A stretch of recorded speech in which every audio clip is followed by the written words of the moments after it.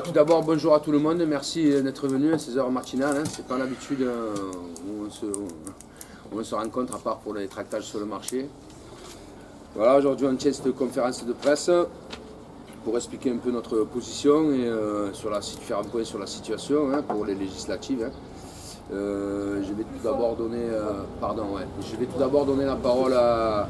D'abord, je vais présenter, ça c'était avec l'équipe de campagne qui était prévue initialement et qui est toujours en fonction pour la campagne législative. Jean-François Simon-Poli, qui est le coordinateur de campagne. Gaëtan Fernandez, qui est le directeur de campagne. Et la coordinatrice qui doit arriver de Port-Saint-Louis, mais qui n'est pas encore là, qui devrait se joindre à nous. Voilà, je vais donner de suite la parole à Jean-François et je reviendrai après en dessus.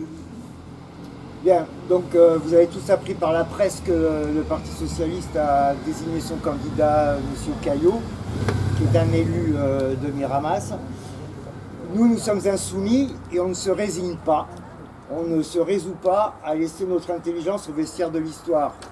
Ça veut dire quoi? Ça veut dire que quand on regarde les résultats de la dernière consultation électorale, il n'y a pas photo. La France Insoumise, l'Union Populaire arrive en tête de toutes les forces qui se sont réunies dans la nouvelle Union Populaire écologique et sociale. À Arles, nous faisons 28,04%, alors que le Parti Socialiste fait 1,26%. À Tarascon, nous faisons 23,86%, alors que le Parti Socialiste fait 1,05%. Et à Miramas, nous faisons 28,4%, et le Parti Socialiste fait 1,25%, alors qu'ils sont à la municipalité. Par conséquent, il n'y a pas de doute, le candidat naturel de la nouvelle Union Populaire Écologique et Sociale, c'est Christophe Cheyne. Et nous, on ne se résout pas, on continue, et nous sommes d'accord pour les accords nationaux, mais les accords nationaux ne doivent ne pas tenir compte de la situation locale.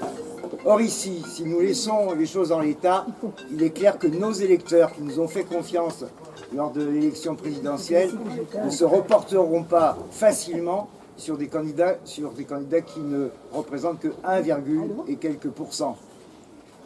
C'est par fidélité envers nos électeurs, pour faire en sorte que les électeurs, notamment des quartiers populaires, se retrouvent parmi l'ensemble des candidats sur Christophe Cheyne, que nous continuons cette campagne. À toi, Christophe. Je vais laisser la parole à Gaëtan qui va vous lire le communiqué spécifique. Bien, oui, on a travaillé un petit peu ce communiqué. Donc, moi, je vais intervenir sur la question du rassemblement.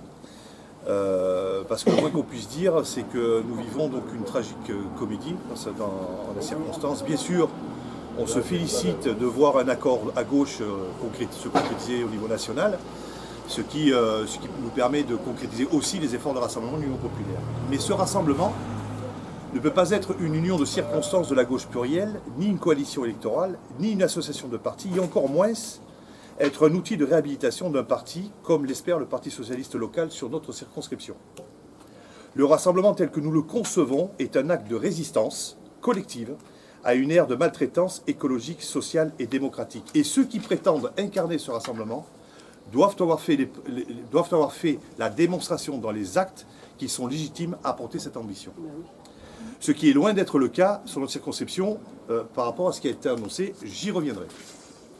L'espoir que nous avons suscité à gauche, au prix d'un travail immense de conviction et d'honnêteté, qui s'est traduit par le choix de porter haut la candidature de Jean-Luc Mélenchon au présidentiel dans tout le pays et particulièrement sur la circonscription, ne peut pas être bafoué par je ne sais quelle intrigue visant à imposer au forceps, sans aucune discussion, une candidature repeinte aux couleurs de la nouvelle Union populaire écologique et sociale. Le Parti socialiste, ni au niveau régional, ni au niveau départemental, et encore moins au niveau national, n'a revendiqué dans les négociations la 16e circonscription des Bouches-du-Rhône. C'est le local qui a intrigué pour l'obtenir. Et si le Parti socialiste, dans ses instances, ne le revendiquait pas, c'est sans nul doute à la lecture des résultats du premier tour des présidentielles. Alors je les rappelle sous une autre forme que mon camarade, des fois que ça passe inaperçu. Au niveau des 3 principales villes de la circonscription, dont nous savons tous qu'elles font l'élection législative. À Miramas, Tarascon et Arles. À Miramas, le Parti socialiste fait 146 voix. À Tarascon, il fait 66 voix. À Arles, 343 voix. Comparativement au score de l'Union populaire, qui à Miramas fait 3332 voix. À Tarascon, 1507 voix. Et à Arles, 7636 voix, portant Jean-Luc Mélenchon premier. Comment est-il possible qu'avec 555 voix dans les principales villes de la circonscription, peut-on concevoir incarner un quelconque rassemblement que ce soit? Comment peut-on imaginer possible de passer en un mois de 555 voix à près de 12 000 niveaux où la qualification au second tour pour l'élection législative semble être envisageable? Tout être normalement constitué ne l'imaginerait même pas. Alors j'ai utilisé le mot d'intrigue, à juste raison et à bon escient. Car nous savons, et nous en avons eu la confirmation lors de l'initiative nationale le 7 mai dernier où nous étions présents, qu'un élu arlésien de premier plan, en exercice loin du territoire, a fait le forcing pour que notre circonscription, dont personne au PS ne pensait, soit dévolue au Parti socialiste dans le cadre des accords nationaux de la NUP. Une manière d'assurer une renaissance pour les socialistes arlésiens à la manière du coucou qui pond son œuf dans le nid des autres. Il faudrait quand même un jour qu'ils comprennent que le temps des petits calculs, des billards à 3 bandes pour préserver des positions ou exister sur le dos des autres, au gré des circonstances, est révolu. Nul doute que cette OPA hostile, comme le disent les capitalistes, sur ce que nous avons mis plusieurs années à construire, vise à asseoir ou à imposer, c'est selon, le contour d'un rassemblement pour les élections qui viendront après les législatives. Personne n'en est dupe. À jouer avec le feu, avec ces jeux nauséabonds, un jour on se brûle, d'autant que l'extrême droite, ici, dans sa circonscription, est en embuscade. J'en viens maintenant à la candidature socialiste de Miramas. Que dire? Que je connais personnellement. Il prétend incarner la nouvelle Union populaire écologique et sociale. Soit. Encore, il n'en a pas fait la démonstration durant toutes ces années. Il semblerait qu'il soit le champion des luttes sociales sur notre territoire, à en lire la presse, et au-delà, faut-il alors qu'il soit très discret parce que personne ne sait de qui on parle. Dans les luttes, nous y sommes. Et on a beau rechercher dans nos souvenirs, pas de traces. Peut-être que nous n'étions pas dans les mêmes luttes d'ailleurs. Peut-être. Toujours en lisant la presse, on apprend qu'il prétend connaître parfaitement le pays arlésien et la circonscription, être au fait des enjeux, etc., etc., etc. Étonnante révélation quand, il y a encore quelques jours, il nous disait qu'il n'imaginait pas être candidat et que toute son activité politique était centralisée sur Miramas. Par contre, ce que nous savons de ce candidat, c'est qu'il n'a pas hésité une seconde à mener campagne aux dernières cantonales pour faire élire Yves Vidal, maire de Grance, au département, lequel, depuis, siège dans la majorité vassale. De quoi faire rêver le peuple de gauche. J'ai personnellement eu Christophe au téléphone plusieurs fois, et Christophe Caillot, hein, et Christophe Chêne aussi. Nous l'avons eu. On a eu quelques échanges avec lui. Dans ces échanges, il nous a affirmé sa volonté de reconquérir la circonscription de Vozelle, mais qu'il ne serait pas candidat s'il n'y a pas d'accord des composants de l'Union populaire au local sur cette circonscription. Alors moi je le dis très clairement, nous le disons très clairement, il n'y a aucun accord local qui acte cette candidature.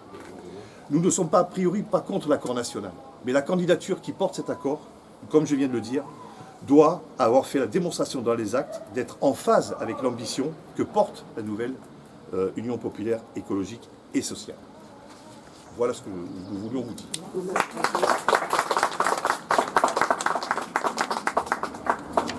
Alors après, on va revenir un peu sur le processus qu'on a établi nous, hein, dès qu'on a su la candidature de notre camarade socialiste. Hein.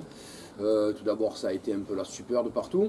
On ne vous cache pas que tous les groupes d'action, du moins ceux qui sont avec nous dans l'action, sont vent debout. On a aussi les camarades communistes de Miramas qui sont vent debout. Ça, c'est plus par rapport à l'individu. Hein. Moi, l'individu, personnellement, je ne le connais pas.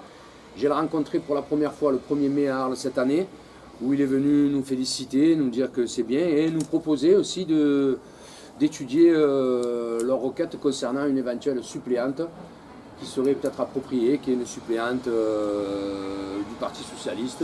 Bien sûr, on a dit, moi dans le cadre, j'avais été investi depuis le samedi 16 avril, pendant la feria, et dans ce cadre-là, j'ai dit qu'il y avait encore des accords, parce qu'on était encore en plein accord avec tout le monde, hein, et que ça pourrait s'étudier effectivement, ça pouvait s'étudier, on pouvait en discuter. Donc après, à partir de là, quand on a appris ça, vent debout, hein, un peu ça en découle aujourd'hui, cette conférence de presse, on a fait le maximum, on est monté à Paris à la convention qui était au départ investiture, mais qui est devenue la convention de la NUP. On a rencontré tout le monde, on a donné le communiqué, qui est d'ailleurs disponible pour vous, on a donné le communiqué des groupes d'action de l'Union populaire, de la 16e Circo, à tout le monde, à part Jean-Luc Mélenchon, Emmanuel Bompard, c'était pas trop le moment de les voir, on a vu tout le monde. J'ai rencontré personnellement Olivier Faure, j'ai remis, j'ai expliqué la situation. On a vu aussi Jérôme Guedj qui était présent, hein, qui lui était au courant. Et voilà, dans notre démarche, on avait contacté le candidat, évidemment, le jeudi. J'ai contacté personnellement aussi Nora Mebarek, je lui ai laissé un message. Et elle m'a recontacté le samedi, justement, où on était à la convention, dans l'après-midi, vers le coup des 13h. Hein. Je lui ai expliqué, hein, elle a très bien compris, elle ne comprenait pas, elle aussi, hein, de se dire, elle ne comprenait pas qu'on ne soit pas nous les candidats, mais bon, après, c'est des accords nationaux, tout le monde se plie, elle était autant désolée que moi, mais il faut construire, bien sûr, bien sûr, après, il faut bien spécifier que nous, moi personnellement, et l'ensemble de tous les insoumis, la NUPS, c'est ce pourquoi on s'est battu depuis des années. Ça reste quand même le fil rouge de notre combat. Et je ne vous cache pas que ces législatives, pour nous, c'était vraiment, quand je dis pour nous, j'inclus Europe Écologie Les Verts, le Parti communiste, évidemment Changeons d'avenir, hein, avec qui moi, vous savez très bien, je fais partie du collectif Changeons d'avenir et j'en ferai toujours partie. Et on avait énormément, je veux dire, c'était vraiment, enfin, on allait pouvoir construire ensemble, bâtir sur des bases solides, quoi. Et c'était vraiment du bonheur pour tout le monde, hein. On espérait ça depuis tellement de temps, enfin on y est arrivé. La conjoncture s'y prêtait, on était ravis de là. Bon, donc on a fait tout le travail qu'on pouvait faire. Je dis personnellement, je suis allé au-delà de mes limites. J'ai même rencontré Younous Omarjee, qui est le président de la Commission des régions en Union européenne, qui a en son sein, dans son équipe, Nora Mebarek, qui travaille avec lui. J'ai expliqué tout ça, tout a été nickel. On a fait ce qu'on pouvait, on est rentré, on a pris le train, et c'est là que, dans le chemin du retour, on a eu des informations qui je veux dire, a changé un petit peu les données du pseudo-problème qu'on pouvait rencontrer, hein, au niveau de la candidature PS. Car on a appris qu'au niveau de la fédération départementale du Parti Socialiste et au niveau de la fédération régionale du Parti Socialiste, eux, ils ne voulaient pas la 16e circonscription des Bouches-du-Rhône. Parce que ingagnable avec candidat socialiste, après, parce que toute l'analyse qu'on vient de vous communiquer là, il faisait bien évidemment la même, hein, on parle de politique quand même là, et surtout au vu de l'enjeu et de la crainte du Front National, stratégiquement, c'était pas la meilleure opération, et pour eux, c'était carré. Et là, ils nous ont appris que finalement, la 16e circonscription des Bouches-du-Rhône a été donnée au Parti Socialiste suite à une demande qui est intervenue pendant les accords nationaux, directement. Et c'était une demande qui venait apparemment de très haut, puisqu'on nous a dit que, c'est les dire là, c'est pas des choses qu'on invente, hein. On nous a dit qu'il doit y avoir drôlement des relations et drôlement le bras long pour en arriver à faire ça. C'est ceux du Parti Socialiste et les responsables régionaux qui nous ont dit ça. Et à partir de là, après, c'est pas compliqué, hein, de s'imaginer, hein. On ne va pas accuser certaines personnes, mais on a plusieurs indices qui dépassent l'intrigue, hein. On sait à peu près d'où ça vient, hein. C'est une volonté du Parti Socialiste d'Arles. Hein, alors donc, à partir de là, on sait comment ça peut venir. Suite à ça, bien sûr, nous, l'enregistrement que j'avais, pas l'enregistrement, la discussion que j'ai eue avec Nora Mebarek, la députée qui m'a appelé l'après-midi, on l'a enregistré et on voit vraiment que c'est une grande manipulation, quoi, hein. C'était en fait voulu. Et bien évidemment, découlera tout ce qu'on en découle, hein. Nous, ce qu'on nous a dit du Parti Socialiste toujours, c'est que la stratégie, le Front National, on s'en fout, hein. Perdre la Circo, c'est pas grave. L'essentiel, le plan politique, c'est de réhabiliter le Parti Socialiste en vue des prochaines élections qu'il y aura sur notre territoire. Évidemment, les municipales et en fil rouge, les sénatoriales. Voilà, alors je vous dis qu'on était arrivé vraiment à un point où on a dit ça y est, quoi. La NUPS, elle part sur de bonnes bases, c'est des bases programmatiques, on va dans tous les sens. Mais je pense qu'au vu de tout ça, voilà, la NUPS sur Arles, ça va être dur de construire sur des bases comme ça. Je sais avec qui on pourra la construire et je sais malheureusement avec qui maintenant il faudra faire attention. C'est bien dommage, comme je disais, mon engagement politique, moi, il est contre ce vieux monde qui nous a pourris et qui nous en a fait arriver à la situation où on en est aujourd'hui, de partout, dans tout l'espace politique. Bien sûr, nous on aurait fait les efforts et comme je l'ai dit au Parti Socialiste, j'ai dit votre réhabilitation, elle se fera au sein de la NUP, ne croyez pas qu'on va vous pointer du doigt, non. On a signé des accords, on marche tous ensemble, nous, la France Insoumise, dans notre mesure, et moi personnellement, on intégrera dans la NUPS et dans le travail futur le Parti Socialiste au même titre que les autres, même s'ils auront peut-être eux, à titre personnel, plus d'efforts à faire vis-à-vis de la population, et ça c'est on ne peut plus normal, je pense, au vu de ces dernières années, la politique, mais bon, il ne faut pas qu'on reste accroché à toutes ces vieilles rancœurs qui pourraient nous empêcher dans le futur de travailler ensemble, de construire et d'enfin mettre à jour un nouveau monde, parce qu'on sait tous qu'un autre monde est possible et qu'on se bat pour ça, quoi. Mais là-dessus, au vu de ça, je ne vous cache pas que ça ne met pas un coup d'arrêt, mais les perspectives ne sont plus du tout les mêmes, quoi, de l'union et de la construction future. Voilà, je vous laisse. J'ai pas besoin de faire de grands discours là-dessus. On sait où on va, on sait où on veut aller. Et j'espérais fortement qu'on y aille tous ensemble, mais malheureusement, la tambouille politicienne, comme d'habitude, vient se mettre dans les rouages de la politique locale. Bien sûr, en oubliant et en mettant de côté les électeurs qui ont voté pour Jean-Luc Mélenchon au premier tour.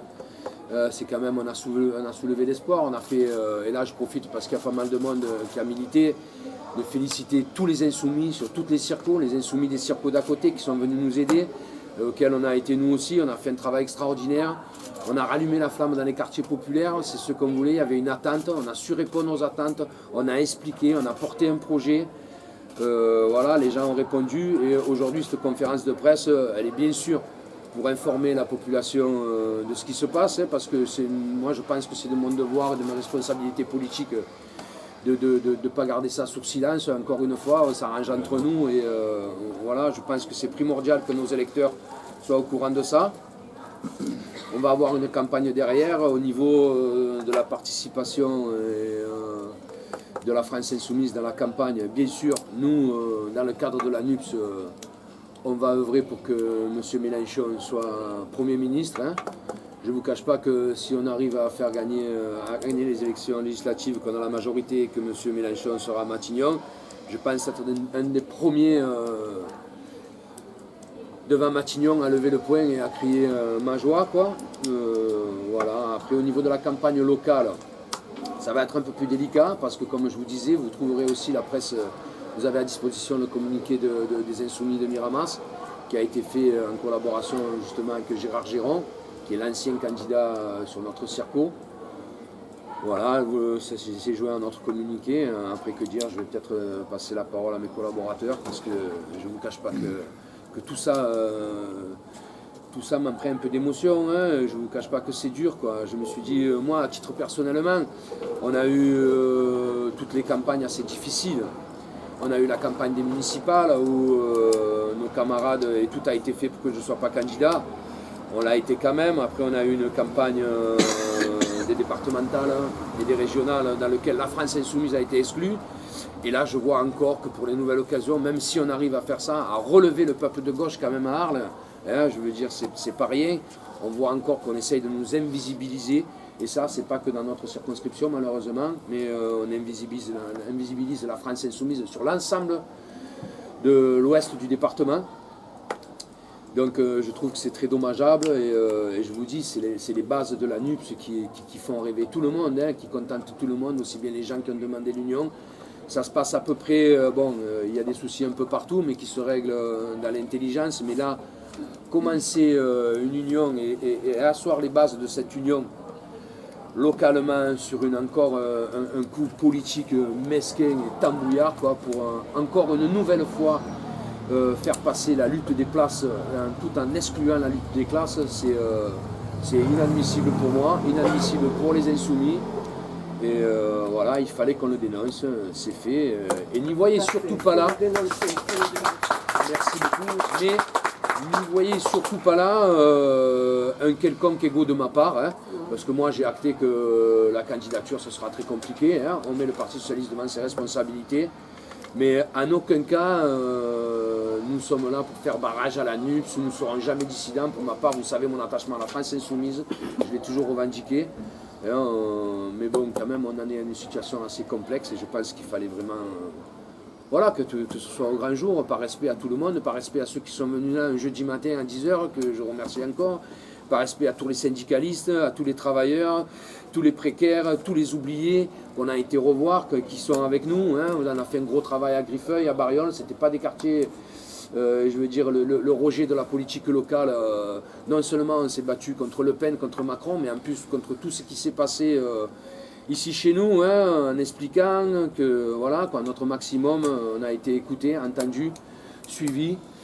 Je veux dire, on ne peut pas faire mieux quand on arrive à ça. Je rêvais personnellement, ça fait des années que j'en rêve, hein, de cette union, quoi, d'enfin pouvoir construire sur des bases solides, je me répète, sur des bases solides, programmatiques qui nous unissent tous. Au niveau du territoire, on a le contournement autoroutier, on a la Camargue, on a l'agriculture qu'il faut, parce qu'on préconisait une vraie... On a les acteurs ici pour pouvoir travailler avec eux. Voilà, on le fera quand même parce qu'on ne lâchera pas, mais c'est dommageable. Voilà. Merci Christophe. Vous l'avez compris, de toute façon, on ne lâche rien. Là, aujourd'hui, les investitures, ça sera pour le 16. Avant, il y a encore du travail à faire. On ne va pas payer les bagarres internes au Parti Socialiste, puisqu'on a bien vu aujourd'hui que la question, ce n'est pas celle de l'Union, ce n'est pas celle des électeurs, mais c'est bien une bagarre interne au Parti Socialiste, entre une génération que Le Foll a décrite comme étant immature et incompétente. C'est comme ça qu'il définit les gens qui travaillent aujourd'hui avec Olivier Faure pour cette union populaire. Et les autres qui essayent de travailler avec nous, en fait, ils sont mis de côté à Arles, parce que sans doute, ils n'ont pas suffisamment de voix. Mais pour nous, la bagarre continue. La campagne est prête. Les électeurs font confiance à Christophe Cheyne et à travers le travail que la France Insoumise a mis en place. Et donc, l'espoir continue. On va tout faire pour que nous ayons un candidat qui représente la population arlésienne, tarasconnaise, miramassienne. Et tous les villages. Bien sûr, tous les autres villages. Il faut bien mesurer un peu ce qui se passe quand même. Parce que au-delà de ce que nous vous disons par rapport à l'intrigue, à la volonté de réexister, tel le coucou qui pourcentage dans le nid du voisin, il faut bien mesurer ce qui se passe quand même. Il faut bien mesurer ce qui se passe. On a l'impression, dans ce type de débat, dans ce type de tambouille, qu'au Parti Socialiste, on considère que les uns et les autres sont les propriétaires de ces voix. Et que parce qu'à un moment donné, on va dire Amen, ou on dira blanc, les électeurs vont dire Amen et vont dire blanc. C'est pas du tout le cas. C'est pas du tout le cas. Bah, même les militants, hein, je le dis. Non, mais c'est pas du tout le cas. D'abord, ce qui est prégnant dans les quartiers, on le voit, c'est un rejet de Macron. Ça, c'est prégnant. Et on a fait l'expérience, quand on a fait la caravane des lois, notamment à Griffeuil, en discutant avec certaines personnes qui étaient persuadées que nous allons les représenter, parce que quand même la candidature de Christophe, c'est un ouvrier du bâtiment, précaire, qui sait ce que c'est que de ne pas arriver à joindre la fin du mois, les deux bouts à la fin du mois. Envoyer un ouvrier représentant de l'Union populaire et représentant des gens du pays d'Arles à l'Assemblée nationale, ça a du sens politiquement. Ça a du sens. C'est ce qu'on veut.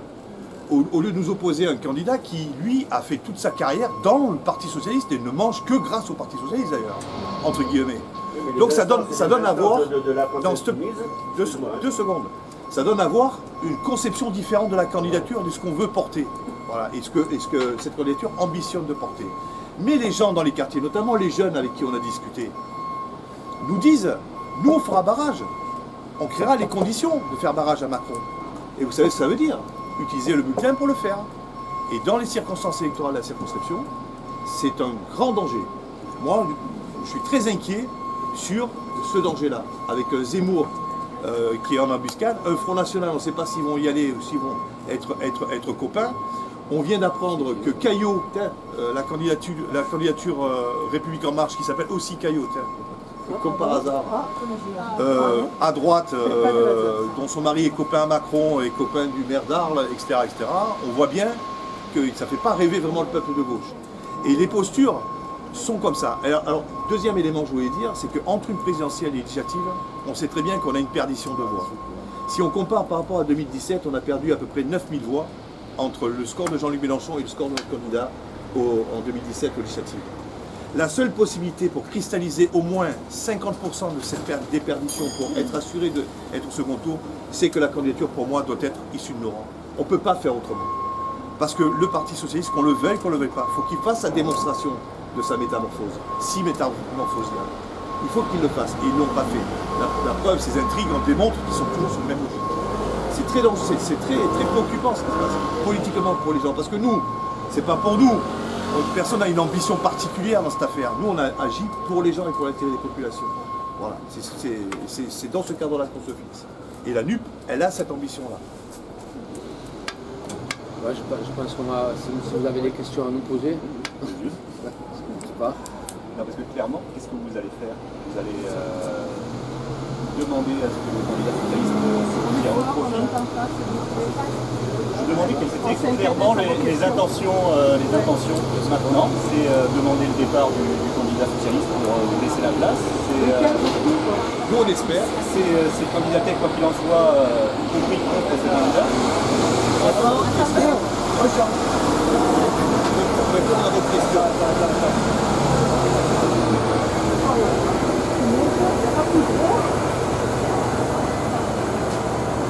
Aujourd'hui, la décision n'est pas prise. Il est clair que nous, on continue sur notre lancée. On amène les arguments qui montrent que soit la NUPS investit Christophe Chesne, soit le risque, c'est que le Front National ou un représentant des fascistes passe dans cette circonscription. Parce que quand on regarde le report des voix qui a eu lieu au second tour des élections présidentielles, Le Pen est en tête partout. Donc le risque, c'est que cette circonscription se retrouve avec un député fasciste. Et ce risque, c'est le Parti Socialiste qui le prend. Donc on espère qu'au sein du Parti Socialiste, il va enfin y avoir une prise de pouvoir de ceux qui sont pour respecter les accords nationaux. Les accords nationaux, quand le Parti Socialiste s'exprime en Charente-Maritime, il dit qu'il faut que ça tienne compte des réalités locales. Et il présente 3 dissidents, ce qu'ils appellent des dissidents, face à des candidats de la NUPS. Donc s'il faut prendre contact avec, s'il faut prendre connaissance des réalités locales en Charente-Maritime, pourquoi il ne faut pas le faire dans la 16e circonscription des Bouches-du-Rhône? Je rajouterais, pour répondre à votre question, que notre ambition n'est pas d'aller à l'affrontement et à la confrontation avec quelque organisation de gauche que ce soit le Parti Socialiste, le Parti Communiste et que sais-je. C'est pas ça l'ambition, c'est pas ça que l'on veut faire.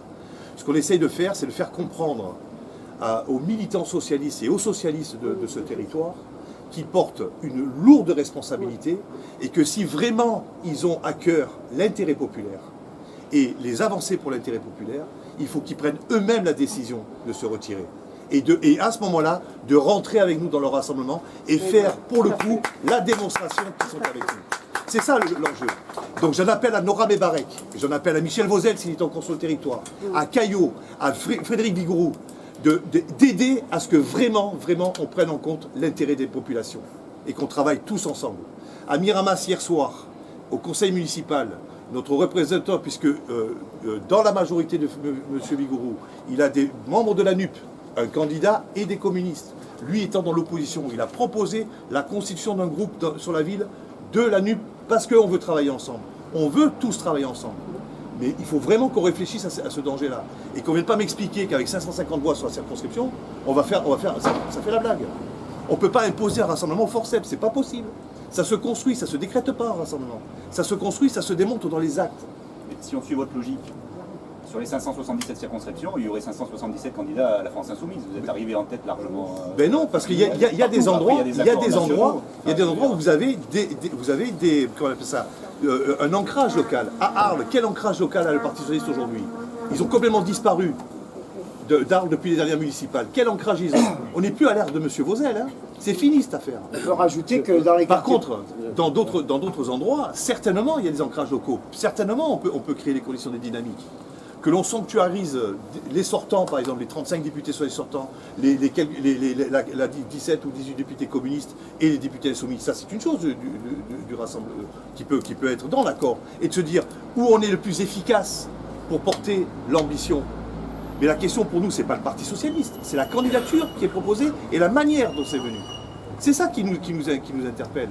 On est encore dans les anciens schémas, ce que disait Christophe tout à l'heure. On est encore dans les intrigues.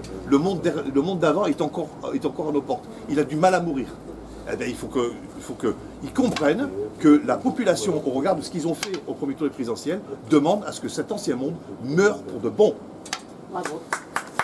Et je rajouterai aussi là-dessus que nous, dans le cadre de la campagne qui était lancée, hein, on avait, mis à part cette semaine, où cette conférence de presse était prévue de longue date, on n'a pas changé la date, mais enfin on avait un calendrier avec des réunions publiques toutes les semaines, et dans le cadre de cette NUPS, hein, moi au lendemain de la confirmation d'investiture, et justement quand il y a eu l'accord avec Europe Écologie Les Verts, j'ai appelé de suite Véronique Coulon, en lui disant que justement sur la réunion publique sur la thématique de l'environnement et de l'alimentation, je l'invitais à se joindre à nous, mais pas en tant que spectatrice, je l'invitais justement à co-organiser, à être une intervenante et à prendre toute sa place qui était la sienne et la celle d'Europe Écologie Les Verts dans cette NUPS. Et évidemment, on aurait fait pareil avec le Parti communiste, j'ai eu de bons contacts avec Frédéric Dejean, j'ai eu aussi des contacts avec Nicolas Poucas, qui était dans le cadre là, bien sûr, et aurait été associé notamment sur une réunion publique qu'on avait calée sur le thème de la santé.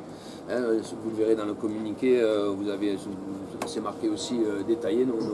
Voilà quoi, c'était vraiment, la construction était là, elle partait, nous on démarrait, on était sur, on continue, hein, mais tout était cané, notamment avec nos camarades là. Et on ne fait absolument pas, moi, Chêne Christophe, qui avait été investi par la France Insoumise, hein, si on m'avait dit il y a eu des accords nationaux, c'est un communiste, que je sais que Jean-Frédéric Dejean avait lui aussi candidaté au sein du Parti communiste pour avoir la Sarcola. Si on m'avait dit Christophe, on a des arrangements avec le Parti communiste, c'est eux qui vont devant, ou pareil avec Europe Écologie Les Verts et Véronique Coulon, je pense que j'aurais rien dit, avec les Verts, ils ont on est dans des luttes, des combats communs, quoi, je veux dire, sur le terrain pareil avec les partis communistes, hein, ça efface pas tous les chicanements qu'on a pu avoir les uns et les autres, bien sûr, hein, c'est pas la NUPS qui va occulter tout ça, mais on est assez grand et assez fort et assez déterminé dans l'objectif qu'on veut atteindre tous ensemble pour occulter ça. Et dans les histoires de famille, hein, il peut y avoir un Noël où ça se passe mal, hein, le Noël d'après, on est tous ensemble, et voilà quoi. Et c'était vraiment notre optique là, quoi. Mais bon, là, et le Parti Socialiste, moi je pense qu'ils n'ont vraiment pas la légitimité d'être là, ne serait-ce dans le contexte politique et vis-à-vis des Arlésiens et des électeurs. Et puis de deux, quoi, la manière dont ça s'est fait. Si ça avait été, si s'était pas passé tout ça, que venait d'un accord, mais finalement après on apprend que derrière c'est contre la volonté des fédérations départementales et régionales qui eux disent pas, dans l'accord initial, les socialistes ne revendiquent pas ça, puis on apprend qu'un coup de fil arrive pour demander spécifiquement ça, je trouve que c'est un peu petit, quoi. C'est un peu petit et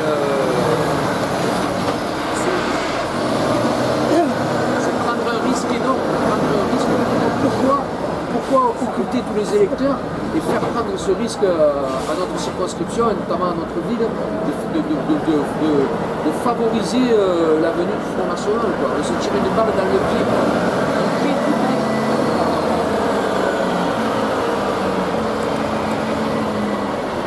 Nous créons nous-mêmes toutes les conditions pour favoriser, pour perdre cette élection. D'autant que même si nous sommes candidats investis, on n'a quand même aucune garantie d'être gagnant. Hein. Non. Tout à fait. Même nous-mêmes. Hein. Ah, oui, parce que ça va dépendre de comment on va travailler tous ensemble et quelle démonstration on fait. Comment on retourne voir les gens pour ce troisième tour qu'on représente l'élection législative. Vous appelez le PS à ses responsabilités, c'est-à-dire vous laissez la place. S'il ne laisse pas la place, qu'est-ce que vous faites? S'il ne laisse pas, ils assumeront toutes les conséquences. S'il ne laisse pas la place, vous voulez savoir si on va se présenter quand même. Oui. Non. Pour le moment, on n'a pas pris la décision. Pour l'instant, on n'a pas pris la décision. On n'a pas pris la décision parce qu'on attend que justement il y ait cette prise de conscience et puis on consulte aussi les électeurs. Parce que qu'est-ce qui est important là-dedans? C'est pas que les partis fassent un accord au sommet.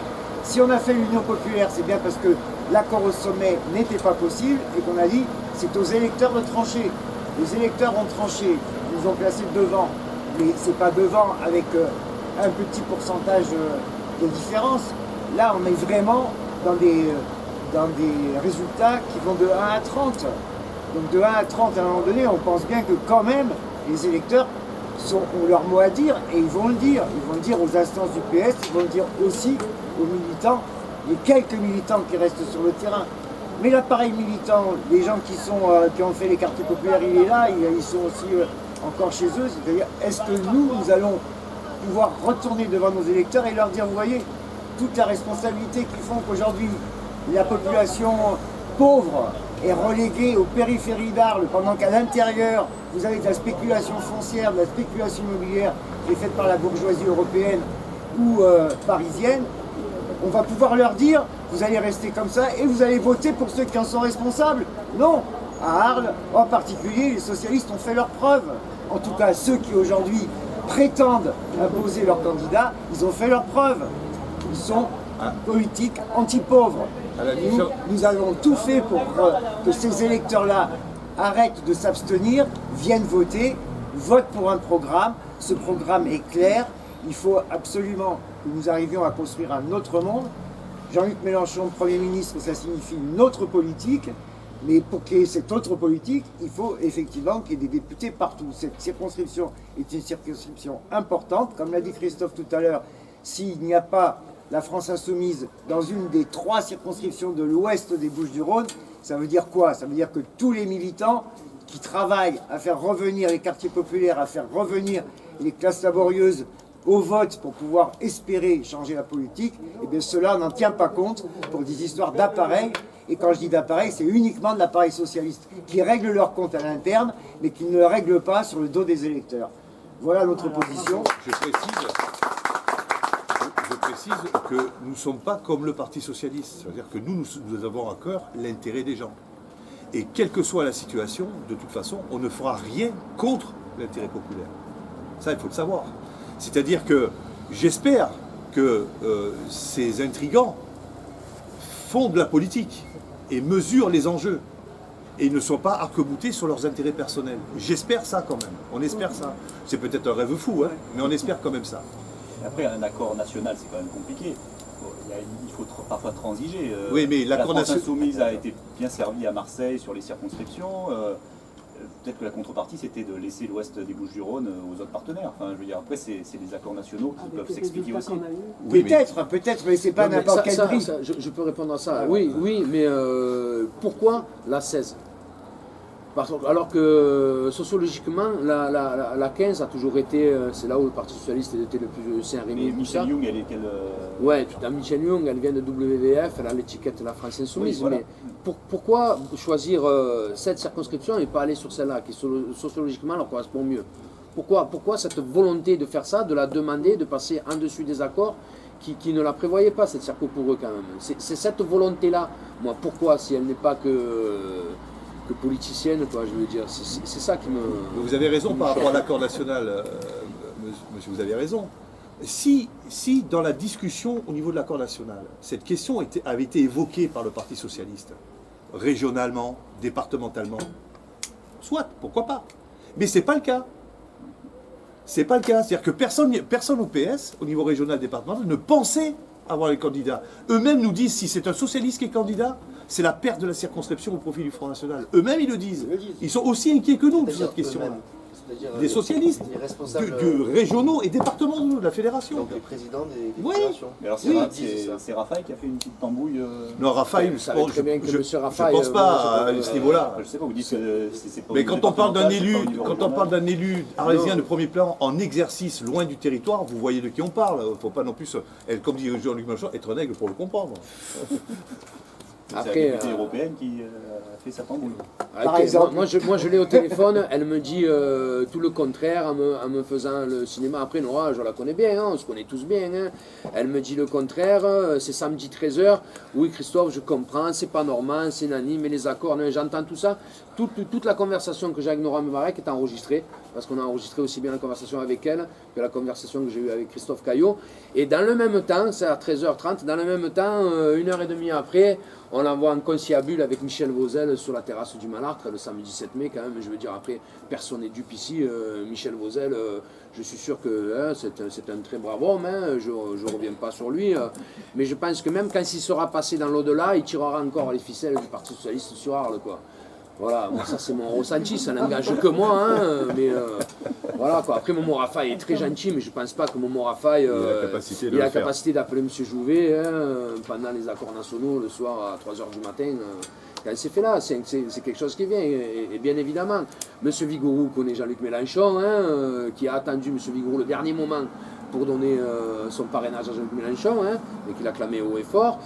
Voilà, quoi. Après on sait très bien l'emprise qu'a le Parti Socialiste. Quoi. Le Parti Socialiste, il a perdu la mairie il y a 20 ans au détriment des communistes, ils veulent revenir sur la scène, c'est tout, au prix de tous les sacrifices que ça incombe. Quoi. Voilà, l'intérêt général, vous savez, on a fait souvent des conférences de presse, combien de centaines de fois vous m'avez entendu dire que l'intérêt général primera toujours sur les intérêts particuliers et que c'est notre leitmotiv, et que moi personnellement, c'est pour ça que je suis rentré en politique à l'heure d'aujourd'hui, c'est ce qui m'a convaincu à faire le pas, et que malheureusement, quand tout le pays, quand on a cette ferveur, quand la NUPS, ce qu'a relevé la NUPS sur l'entame du territoire national, eh bien on voit qu'ici, ça on s'en fout, quoi. On s'en fout, on prime toujours les intérêts. Voilà, ce monsieur Caillot de Miramas, là, il vous a dit qu'il n'irait pas s'il n'y a pas d'accord local. Voilà, c'est-à-dire comment vous le sentez? Vous avez eu des échanges récents avec Oui, les échanges récents qu'on a eus, c'est par la presse où il a annoncé sa candidature, voilà. Vous ne l'avez pas rappelé derrière? Non, il devait m'appeler il y a 2 jours, il ne m'a jamais rappelé. Vous allez parler par la presse une nouvelle Par la presse, Ouais, on a appris après, qu'il était candidat, par la presse. et qui nous invitait à rejoindre avec toute qui notre alors, équipe. conception du rassemblement, d'ailleurs, assez étrange, parce qu'il nous dit « Je suis candidat et je vous invite à venir militer. sur nos initiatives. sur les faits, c'est étrange, vous dites qu'il a tracté pour la candidate de Vassal au... Pour le candidat, Yves Vidal, le maire de Grance, qui a pris la place de Vigouroux. D'ailleurs, C'était sur un marché... Ah oui, d'ailleurs, à Grance, à Miramas, sur tout le canton. C'était juste en face des camarades de la France Insoumise qui tractaient pour leur candidat. Pour l'union de la gauche. Le maire de Grance avait quelle étiquette exactement? PRG. PRG. Mais comme vous savez, Oui. il y en a tellement chez Macron, maintenant des socialistes, il y en a un peu partout. Un jour ou l'autre, ils seront à droite. Ils le sont déjà d'ailleurs, pour certains. Est-ce que vous avez espoir de pouvoir faire comprendre à ce monsieur Caillot On espère que la teneur de l'article et puis la façon dont vous allez relater ça dans la presse, peut-être ça va le faire réfléchir. Peut-être. Mais on va prendre contact avec lui quand même pour lui dire qu'on a fait ça. Ce qu'on espère quand même, c'est que dans le Parti Socialiste, il n'y ait pas que des notables anciens qui veulent revenir aux affaires, mais qu'il y a encore quelques militants. Et notamment dans cette jeune génération qui est pour l'Union populaire, que eux-mêmes vont dire maintenant ça suffit. Parce que les chiffres sont là, qui sont conscients du risque du Front National, enfin du Rassemblement National et des Zemmouriens, et qu'aujourd'hui, la première bagarre, c'est celle-là. C'est comment faire pour que les quartiers populaires, pour que les masses populaires puissent reprendre la circonscription et avoir un député qui soit à leur image. Vous savez par exemple en 2017 que les communistes n'ont pas présenté de candidat sur cette circonscription-là pour ces mêmes raisons. Parce qu'on était ensemble avec Jean-Luc Mélenchon, les communistes étaient ensemble avec Jean-Luc Mélenchon au niveau présidentiel, et aux législatives, il n'y a pas eu d'accord au niveau départemental sur les législatives. Mais quand même, la responsabilité communiste, on peut les saluer, de ne pas avoir présenté de candidat face à Jérôme. Parce que justement, cette inquiétude était déjà là, du Front National qui était en tête un peu partout. Et vous voyez, pour répondre à... Ils étaient plutôt derrière Nora Mebarek. Pardon? Ils étaient plutôt derrière Nora Mebarek, Qui? les communistes. Non, je parle de la circonscription, je ne parle Sur la pas de Caucase. Non, pas du tout. Pas du tout, pas du tout, mais je vous l'assure, pas du tout. Mais pour Pas du répondre tout. à votre question de tout à l'heure sur les 567 circonscriptions, on fait la preuve dans le département que dans la 13e circonscription, là où Dharréville est sortant, nous sommes retirés parce qu'il y a une nécessité là qui est local. Nous avons un député sortant, communiste, même si on est passé largement devant au niveau des voix à la présidentielle, eh bien on tient compte des réalités locales. Ici, visiblement, nos partenaires socialistes ne veulent pas tenir compte de la réalité locale.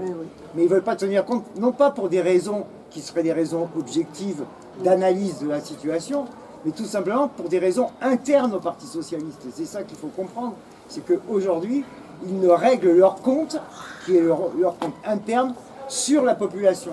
Et quel intérêt alors du coup d'envoyer un candidat pour perdre la circonscription? Eh bien là, c'est à vous de faire l'analyse. Le sentiment, C'est votre théorie entre guillemets. Bah, Comment vous l'étayez? le sentiment que l'on a, parce qu'on connaît les manœuvres, le sentiment que l'on a, c'est que qu'on le veuille, qu'on le veuille pas, et vous le savez, hein, en tant que journaliste, vous devez le percevoir lorsque vous interviewez le monde politique. Vous savez très bien qu'un rassemblement au législatif préfigure les rassemblements au local. Toujours, notamment lorsque vous avez plusieurs organisations d'une même famille de pensée, on va dire à gauche. Ça a toujours été ça. À la gauche, ce qui se préfigure en termes de rassemblement au législatif permet d'asseoir des rassemblements au municipal. Mais là, dans ce cas-là, c'est de faire ça et d'utiliser le score que pourrait faire le candidat Repin NUPS pour imposer aux autres composantes, y compris aux communistes arlésiens d'ailleurs, hein, pas que nous, hein, mais aux autres composantes de gauche, dans le cadre du municipal, pour imposer le contour du rassemblement, sans se poser la question des contenus, etc. Parce que ce qu'on veut, ce qui est voulu, c'est exister, avoir des élus, etc., etc. On se fout complètement de ce que vivent les gens, la réalité de la vie des gens. Et c'est ça l'enjeu, c'est ça le problème. C'est ces façons de faire. Nous, moi personnellement, moi je suis en colère parce que je trouve que c'est une irresponsabilité. Mais en maternelle, les enfants, ils jouent pas comme ça, quoi. C'est une irresponsabilité politique majeure de ce parti. C'est triste de voir ça. Parce que, je sais, on a quand même travaillé pendant longtemps pour essayer de recoudre le citoyen avec le vote. Les gens ne voulaient pas aller voter, parce que contre Macron, parce qu'on ne voulait pas faire d'autres choix, etc. On a suscité un espoir à gauche. Et un engouement aussi. Un engouement, un espoir à gauche. Et on nous demande aujourd'hui de trahir ça. Mais la trahison n'est pas dans notre ADN. Elle est peut-être dans l'ADN de ceux qui intriguent là, mais elle n'est pas dans le nôtre. Ça, c'est important. Nous, on ne veut pas trahir ça. On ne veut pas se déjuger. Parce que c'est fini. Tout le travail fait depuis des années explose complètement. Déjà dans les quartiers, les jeunes nous disent, nous, on va voter contre Macron. Mais comment ils vont voter contre Macron si on n'y est pas? Et on ne veut pas voter socialiste. Ils te disent, comment ils vont faire d'après vous? Regardez ce qui s'est passé au deuxième tour des présidentielles, hein, ce que disait Jean-François. Les gens ont voté contre Macron, hein, en mettant le bulletin Marine Le Pen. Et là, ils pourront faire pareil. Et ça, c'est dangereux à jouer à ce petit jeu-là. Moi, je le dis. Voilà, je peux rajouter, peut-être dire un mot pour ma suppléante qui ne peut pas être là aujourd'hui. Elle s'excuse auprès de tout le monde, mais c'est une travailleuse sociale. Hein. Elle est à la mission locale, pas sur Arles, elle est distribuée. C'est quelqu'un d'extraordinaire, syndicaliste à la CGT. Je veux dire, on avait réussi à faire le lien pour mailler tout le territoire, justement, entre d'un côté Miramas, Sarah, qui est vraiment une personne extraordinaire. Et je suis très, de ces derniers jours, c'est le point positif, parce qu'on a d'avoir rencontré une personne là, politiquement, je suis ravi de ça. Après, voilà, je pense qu'on avait mis toutes les conditions, qu'on s'était préparé, qu'on était prêt, qu'on est prêt. Et voilà, c'est bien dommage de passer. On est toujours prêt. Espérons que le Parti Socialiste. Voilà, après, comme on vous dit, moi personnellement, je ne vous cache pas que ce que j'ai déclaré à M. Caillot aussi, c'est que je ne veux qu'en aucun cas qu'on revienne sur les épaules la responsabilité en cas de défaite et de passage de notre circonscription au Front National. Hein. Donc je lui ai dit que moi je me dégagerai de toute responsabilité, ce ne sera vraiment pas de mon fait. Après, qui prennent leurs responsabilités et surtout qui voient entre eux. J'en appelle surtout aux militants, aux personnes que je connais qui sont sincères sur Arles. J'en connais pas beaucoup, mais il y en a quelques-uns. Militant PS, vous en connaissez? Oui, bien sûr. Il y en a beaucoup. Militant PS, moi j'en connais qu'un, c'est Michel Monnier, c'est un ami qui se bat, je veux dire, c'est vraiment une personne sincère. Lui, je ne l'ai pas eu au téléphone parce que je ne veux pas. Après, vous savez, c'est comme là, aujourd'hui, on aurait pu inviter Europe Écologie Les Verts, ça, mais je veux mettre personne en porte-à-faux. Tu vois, c'est un problème qu'on a nous déjà en interne, parce que ça a fait, comme je vous l'ai expliqué, au niveau de tous les groupes d'action, et là sur l'ensemble de la CIRCO. Comme vous disiez que vous avez été investi le 16 avril, Oui, c'était par qui? par le comité électoral de la France Insoumise, de l'Union Populaire. Ok. Et de toute manière, au niveau de l'Union Populaire, mon investiture au niveau du comité électoral, ça leur posait aucun problème. Ils m'ont dit, tu es chez Christophe, mais après, vous savez le travail qu'on a Vous avez fait. fait combien aux dernières municipales? 3,5. Et 2,3 au cantonal. Bon, les cantonales, vous savez, dans le contexte où elles sont venues, on a déposé une quantité. Justement, vous ne pensez pas que le contexte peut porter même un candidat PS avec l'étiquette NUP? Qu'est-ce que vous voulez dire par là? Je sais pas en fait, parce que est-ce que vous ne pensez pas que n'importe qui, comme Monica Michel il y a quelques années, on met n'importe qui avec cette étiquette, il se fera élire? Ah, vous pensez que si on met un tablier à une vache, ça aurait été lui? C'est la question que je Ben, pose. moi, je vais vous dire, C'est une question qu'on entend. j'ai une autre conscience des électeurs. Moi, je crois que les électeurs sont intelligents. Que Bah, si- on ne connaît pas ce monsieur, on peut lui faire le portrait. Justement, on peut faire le portrait qu'on veut. Je pense que les électeurs sont intelligents, qu'ils savent faire la différence, qu'ils ont fait la différence à la présidentielle et que la plupart se sont portés sur un programme. Les différents sondages le montrent. Les gens qui se sont portés sur la candidature de Jean-Luc Mélenchon à la présidentielle se sont portés à 80% sur le programme. Donc là, il y a effectivement un programme qui est le programme de la nouvelle Union populaire. Ce programme, il a fait l'objet de tractations, d'accords. Si vous regardez bien, dans les accords nationaux, il y a 3 accords qui sont un peu différents. Ce sur quoi s'engage le Parti socialiste, c'est toujours un peu en dessous de ce sur quoi se sont engagés les écologistes ou ce sur quoi se sont engagés les communistes. Donc par conséquent, il est légitime de se poser des questions sur l'engagement personnel de ceux qui vont être élus députés. Moi, je ne sais pas ce dont l'avenir sera fait, mais ce dont je suis sûr, c'est que les électeurs arlésiens, enfin tous les électeurs de la circonscription, qui ont porté leur vote sur Jean-Luc Mélenchon, ne le feront pas spontanément pour un candidat qui sera étiqueté NUPS. Ils vont se poser la question de savoir d'où il vient, qui il est, etc. Donc effectivement... Mais dans ce cas, il ne fallait pas prendre les socialistes dans cette Pour répondre, Alors, s'ils sont pas assez à gauche pour vous. Pour répondre- Il y a une règle du jeu. Non, mais pour Il y a une répondre à règle votre Il y a une question, règle du jeu et vous semblez peut-être ne pas vouloir la respecter. Mais c'est pas qu'on ne ça peut va pas la faire. respecter, comme l'a dit Christophe tout à l'heure, nous sur l'accord national, on n'a pas de difficulté. Sauf que quand les circonscriptions ont été distribuées, et comme il l'a rappelé tout à l'heure, cette circonscription n'était pas revendiquée par le Parti socialiste. Vous avez et le rencontré RPR. Mais c'était qui qu'il fallait convaincre en fait? pour répondre à Monsieur votre- Jouvet? C'est Monsieur Jouvet qui a Oui, pris la je décision. pense que c'était M. Jouvet, parce que Là, c'est qui qu'il faut convaincre aujourd'hui? Pour répondre à votre aujourd'hui, question. Après, les socialistes, ils verront entre eux, s'ils ont de convaincre quelqu'un, ils le feront, c'est pas nous. Moi, je fais. Oui, mais là, en fait, Non, mais- vous comptez sur les effets d'un article d'une conférence de presse, mais sans savoir véritablement qui va prendre la décision. Ben, la décision, je crois que c'est les militants socialistes qui peuvent dire à leur C'est- direction. Ils sont 12 les militants socialistes, ils vont pas faire pression sur Nora Medarek. Bah, Non, mais pour pourquoi répondre pas. à votre Je sais pas, question, j'en sais rien. Enfin, moi, je parle. Au niveau stratégie, j'ai du mal à voir comment vous allez, comment vous pensez réussir. on n'a aucune garantie de réussite. Hein. De toute façon, sûr. on n'a aucune garantie. Pour répondre à votre question par rapport à la que candidature c'est qui n'est pour pas ça connue aussi, arlésienne. La question, c'est, enfin, qu'on se méprenne pas. Hein. La question, c'est pas une opposition au Parti socialiste en tant que tel ou à un candidat socialiste. Qu'on se méprenne pas. Mais venu comme c'est venu, avec l'intrigue que ça a donné, on a raisonnablement des inquiétudes quant à la motivation et la sincérité de la candidature et de l'engagement des socialistes sur ce territoire. Peut-être que dans d'autres circonscriptions, des socialistes ont fait la démonstration, parce que militants syndicaux, CFDT ou autres, ont fait la démonstration qu'ils étaient des hommes de combat et toujours dans les luttes aux côtés des travailleurs. Ce n'est pas le cas ici.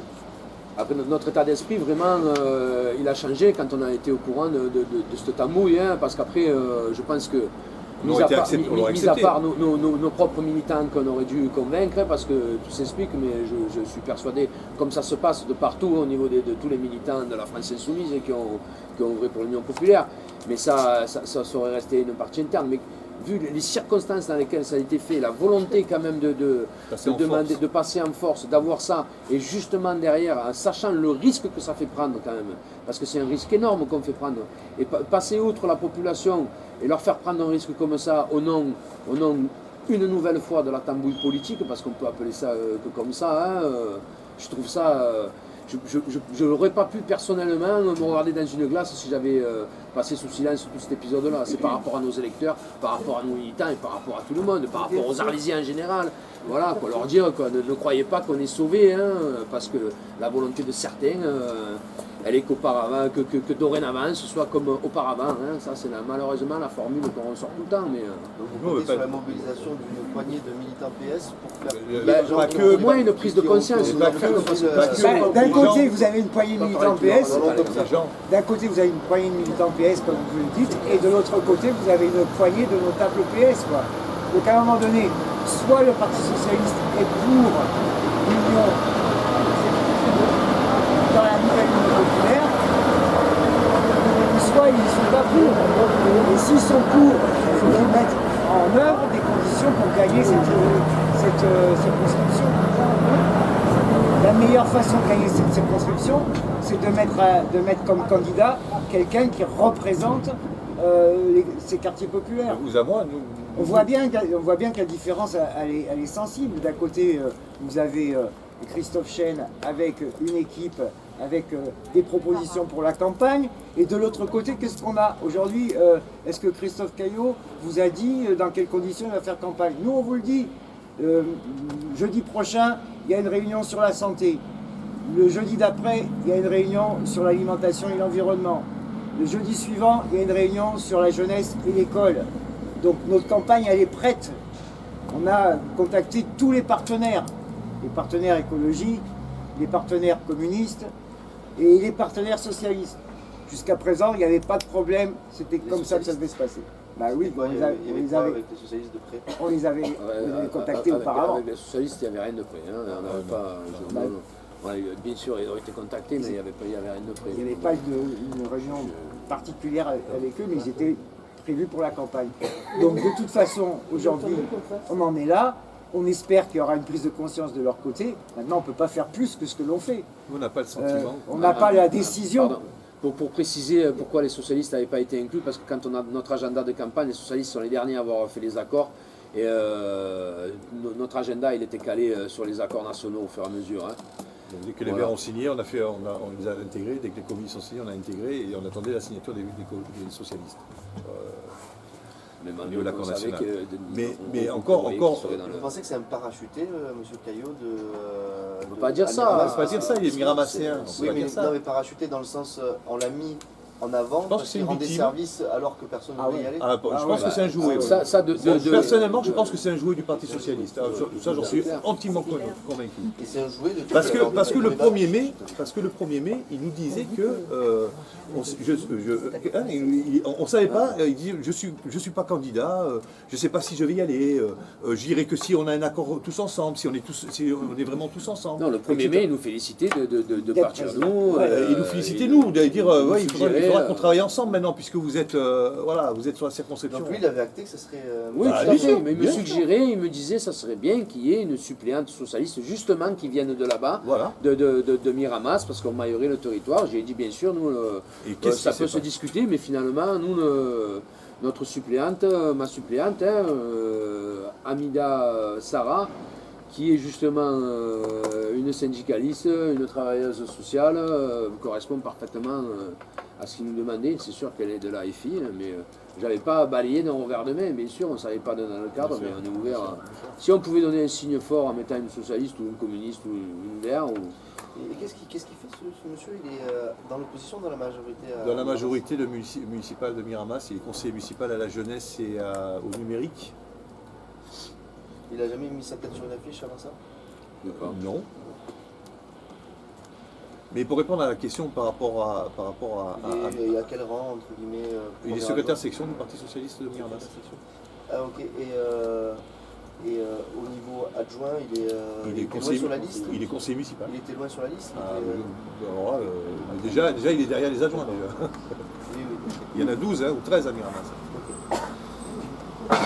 Non, mais c'est pas la personne. À la limite, c'est Ouais, notre ambition à nous, si on part sur cette législative, c'est d'aller à la gagne. C'est-à-dire que l'ambition, c'est de créer les conditions d'avoir une alternance et une cohabitation avec Emmanuel Macron. Voilà. Par l'intermédiaire d'un Premier ministre, Jean-Luc Mélenchon, et d'une majorité de gauche qui porte ce programme. C'est ça notre ambition. On n'a pas le sentiment qu'avec ce qui se passe, l'ambition, c'est la gagne. On n'a pas le sentiment. L'ambition, c'est d'exister localement. On se fout de savoir si on aura un député ou pas, à terme. Pourvu qu'on fasse 6 ou 7% à cette élection. C'est ça l'enjeu. 6 ou 7%, j'impose aux communistes et à la France Insoumise le rassemblement municipal autour de moi.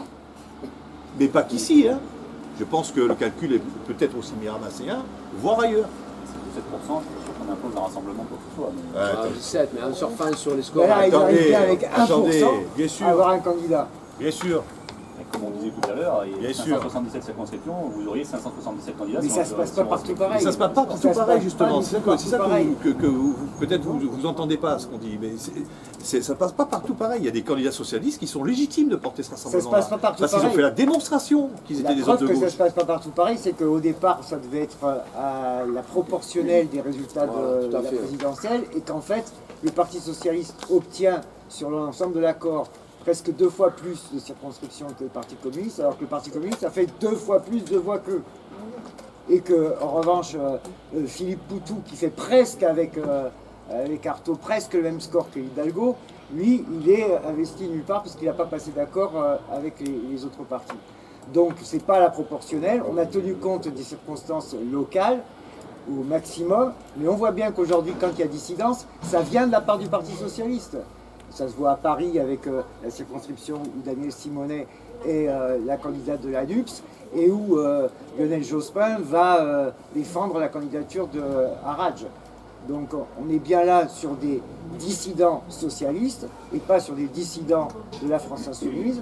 Et la France Insoumise, partout où elle est en position de dire voilà, la situation locale impose aujourd'hui un candidat qui vient de nos rangs, elle a essayé de le faire, nous essayons de le faire ici, mais on voit bien qu'aujourd'hui, ce n'est pas nous qui avons la décision, nous on fait tout ce qu'il y a en notre pouvoir pour remporter le fait que nous ayons un candidat de la NUPS.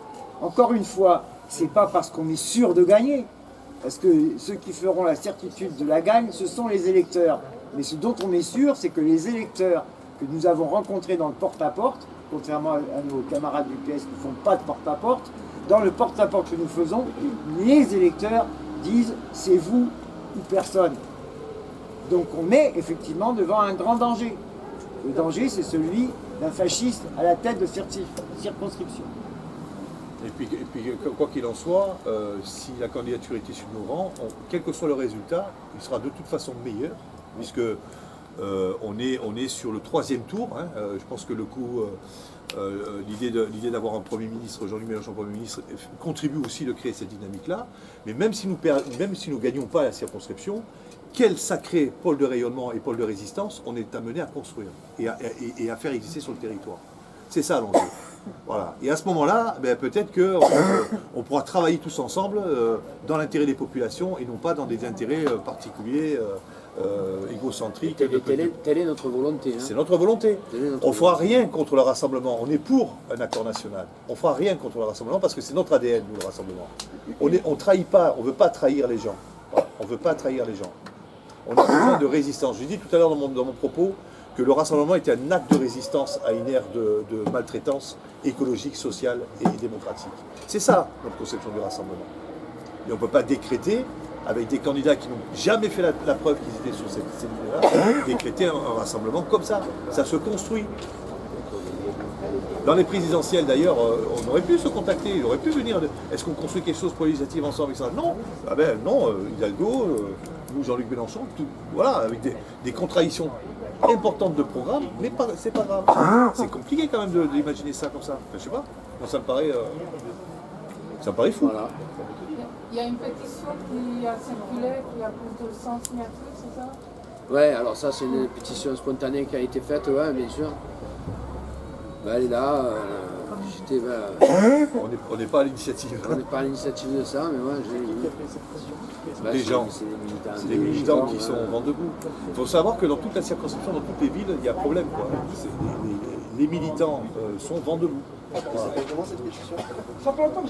Comment elle s'appelle cette pétition? Ouais, c'est change. Ouais, c'est change.